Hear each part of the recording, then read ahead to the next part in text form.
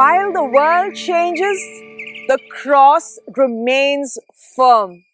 The cross that symbolizes the failure of humankind that has been overtaken by the saving love of God.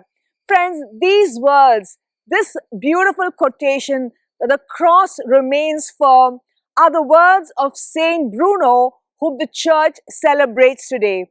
Saint Bruno was a very leading teacher, philosopher, but because of a mistake of another revengeful bishop, he had to go a new path where God would lead him to do far greater things for the kingdom.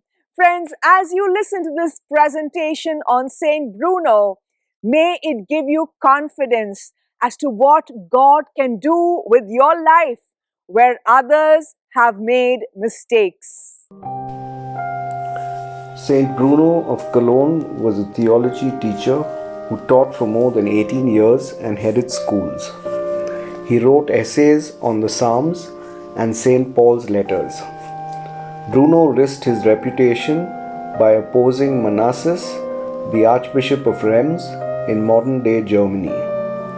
Manasses had acquired this position unfairly by buying it, which is known as simony. When Manasses was removed from his role as Archbishop, he confiscated Bruno's property. Bruno hid in an associate's house where he was joined by two friends. One day Bruno left his post as a teacher and joined 6 companions to go to a hermitage and live a life of prayer.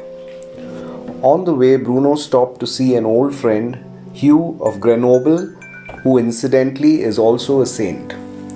Hugh greeted him with amazement. The night before, Hugh had dreamt of 7 stars settling on the Alps, which he interpreted to mean Bruno with 6 companions. So Hugh took the group to the mountains where they built a chapel. 6 years later, Pope Urban II, a student of Bruno, called Bruno to Rome, where Bruno influenced the Pope on church matters. The Pope offered to make him a bishop, but Bruno declined. He agreed to found another hermitage in Italy, where he died in 1101. Bruno was never formally canonized. In 1623, his feast was put in the Roman calendar. Though Bruno wrote no rule and never intended to start an order, he is considered the founder of the Carthusian monks.